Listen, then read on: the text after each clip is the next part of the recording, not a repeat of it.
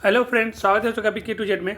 और ये social science के लिए इंपॉर्टेंट क्वेश्चन है जिनका एग्जाम 20 फरवरी है। ये सब काफ़ी इंपॉर्टेंट है, खास करके जैसा क्वेश्चन आने का चांसेस है वही सब सेलेक्ट किए हैं। ज़्यादा क्वेश्चन है 20 या 22 ही हैं, लेकिन इसको पूरा ध्यान से सुनिएगा, ज़्यादा देर का है नहीं।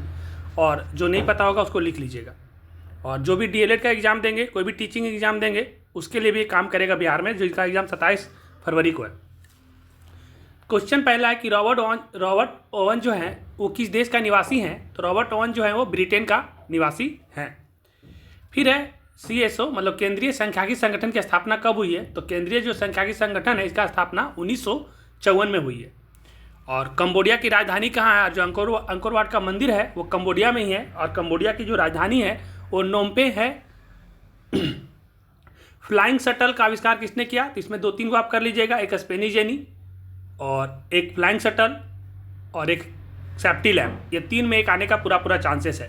तो फ्लाइंग शटल का आविष्कार जॉन के किया था, और स्पेनी जेनी का हाब्स ग्रीव्स, और सेफ्टी लैम्प का हम्फ्री डेवी।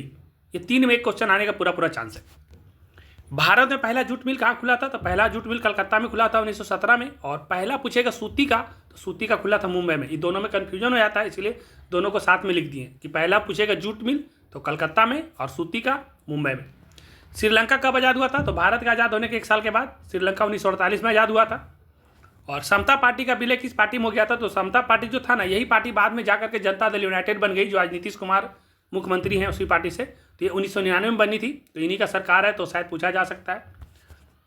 पंचायत की व्यवस्थापिका सभा, तो जो पंचायत की व्यवस्थापिका सभा होता है उसे ग्राम सभा कहते हैं। तो पंचायत की व्यवस्थापिका सभा को ग्राम सभा कहते हैं।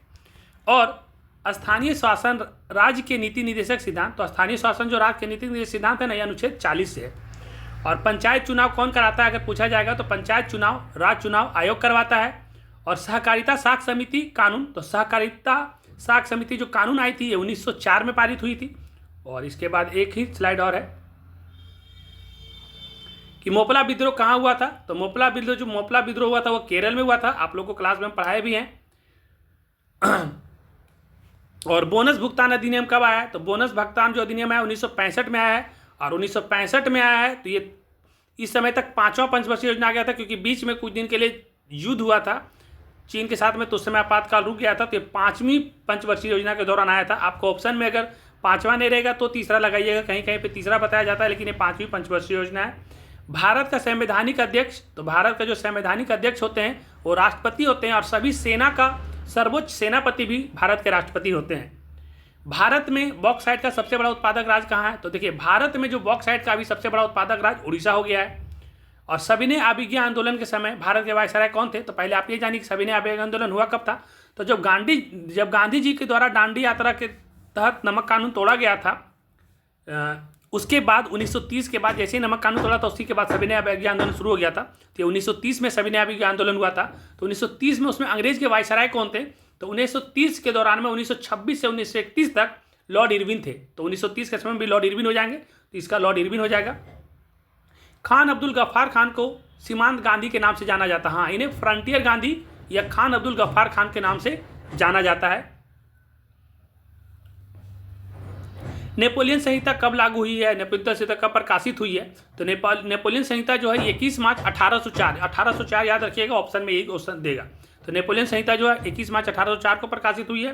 और लाल सेना का गठन किसने किया था? तो कुछ सेना का गठन किसने किया है? याद रखिएगा, नाजी पार्टी का किसने किया, लाल सेना का किसने किया, उसके बाद भारतीय जनता पार्टी का किसने किया, ये सारा जितना भी है उस सब आप कर लीजिएगा। समता पार्टी का किसने किया, इस सब में से एक आ जाएगा। तो लाल सेना का गठन जो है ना ट्रॉट्स्की ने किया है। और हो ची मिंह की सरकार कहाँ थी? तो हो ची मिंह की जो सरकार है ना उत्तरी वियतनाम में थी।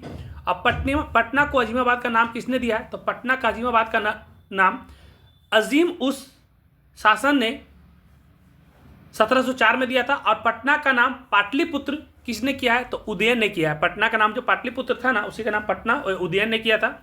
और एक राष्ट्रीय पार्क से क्वेश्चन आएगा, सारा जितना मैं पढ़ाए थे 2 पेज का ज्योग्राफी में वो पूरा पेज देख लीजिएगा। हम एग्जाम्पल में एक आपको दे दे रहे कि दुधवा राष्ट्रीय उद्यान कहाँ है? तो उत्तर प्रदेश में। कान्हा राष्ट्रीय उद्यान कहाँ है? मध्य प्रदेश में। वैसे ही जिम कॉर्बेट राष्ट्रीय उद्यान उत्तराखंड में। ऐसे ही जितना भी राष्ट्रीय उद्यान है ये सारा आप कर लीजिए। एक आने जा रहा है वाल्मीकि बिहार में है, पश्चिमी चंपारण में। तो तो सारा कर लीजिएगा, उसमें से एक क्वेश्चन या 2 क्वेश्चन आ जाएगा। तो ठीक है, हम वीडियो को लंबा नहीं करते क्योंकि सोशल साइंस के अलावा बाकी सब्जेक्ट भी आपको पढ़ना है। टाइम बिल्कुल वेस्ट मत करिए और कोई तरह का प्रेशर और टेंशन मत लीजिए। एग्जाम काफ़ी आसान होना है, जैसा पढ़ाएं उससे बाहर क्वेश्चन जाएगा नहीं।